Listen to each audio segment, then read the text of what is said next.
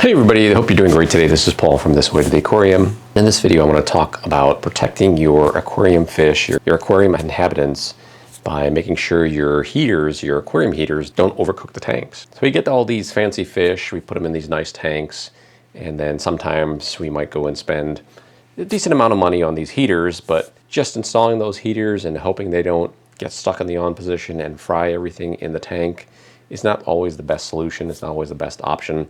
There is a device that I use. I actually use it in my tank upstairs, and I'm also setting it up for my tanks in this fish room over here. But basically it's a heater controller. So this is the one unit that I'm going to be setting up here in the basement. I will show the one that I have upstairs. This one is a Inkbird brand. I purchased it off of Amazon. I believe it was around $20 to $30. And considering the price, $20 to $30, it's a one-time purchase. And it's a great insurance policy against overheating your tanks and killing your fish. A lot of us have different types of fish, and some of those fish can get pretty pricey, especially the more exotic fish. So having them die because your heater's stuck on it, that's a heartbreaker, and it's easily preventable with something like this. It doesn't cost too much. It's a one-time expense, and it's going to protect your tanks in the long run. So basically what this device does is you plug your heaters into this. This particular one comes with 2 thermometer probes, so basically something like this. It's a 6-foot long wire probe. You can see the probe on this end over here. So that probe you stick in the tank, it takes the temperature of the water, and you set the high and low points for temperature on this device in here. And basically when it gets too cool, it'll allow the heater to kick on. When it gets to a certain upper point, it'll turn the heater off. So the nice thing about this is you're plugging your heater into this and you're not worrying about the heater's thermostat. Usually what I'll do is I will turn it up a little bit. So let's say I'm looking for a temperature to stick around 78 degrees. I might set it to 80 degrees. So even if this device were to fail, which I doubt it, the heater's not going to warm the tank higher than 80 degrees, which in most cases it's not going to harm fish. So where you do have that runaway heater where it gets stuck, it's going to stay on, it's going to boil the tank. This will prevent that. Basically it's going to turn that heater off, it's going to cut power to that heater, and it's never going to get that hot. So this one in particular has probes for 2 tanks. It came with 2 temperature probes. It's got 2 outlets over here, so you plug one on each. So with this here, the maximum wattage output it has is 500 watts.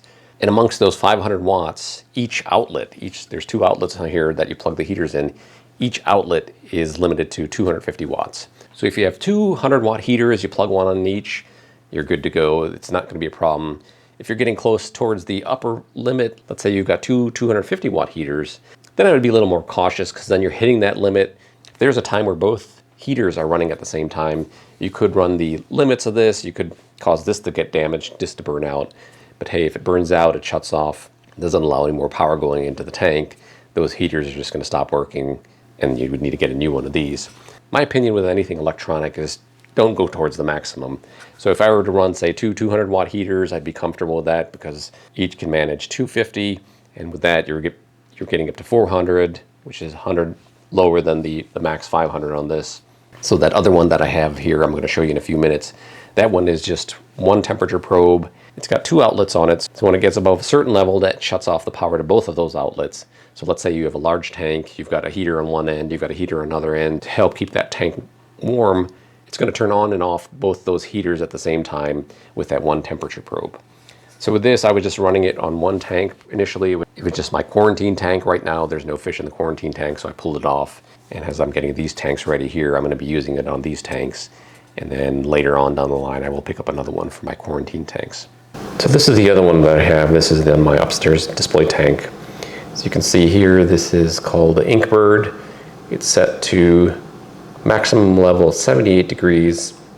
So once it hits 78 degrees or higher, it'll turn off. You can see the little red light is saying work. It's lit up basically, so it is plugged in there. It's got 2 outlets over here, as you can see.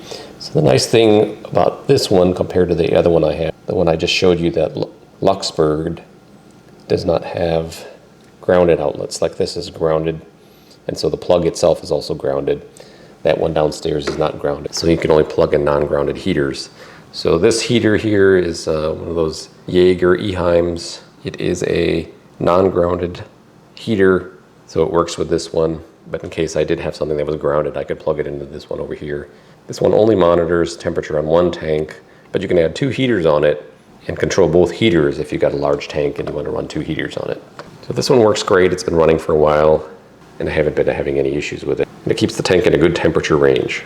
So as I mentioned, the only downside with this one is it's not grounded, as you can see from the outlets over here. These are ungrounded outlets. Screw something into the wall, you can hang it up, put it behind your tanks. It'll give you a readout of the current temperatures. It'll also show you what the temperature, the max temperature setting is at. The one upstairs does also have a temperature setting alarm. So in that case, if the temperature gets below a certain point, it will start beeping, let you know, hey, something's going on here, take a look. So that's another great feature. These heater controllers, they're mainly used for things like hydroponics, or you've got indoor plants growing where you need to control heating mats, or you need to control the heat in a growing environment. But these companies also realize there's use for these in the aquarium industry. So when you're looking for these, make sure that the probe that you're getting, the temperature probe, is waterproof. That way it can be used in an aquarium. You don't want to get a probe that's not waterproof. The probe's going to get bad. It's not going to do what it's supposed to be doing. So make sure when you're looking at the reviews, you're looking at the question and answers, wherever you're buying these from, make sure that they say they're usable for aquariums. If you found this video to be helpful so far, please hit that like button. In the meantime, take a look at this other video over here. Thank you for watching, and I'll see you in the next video.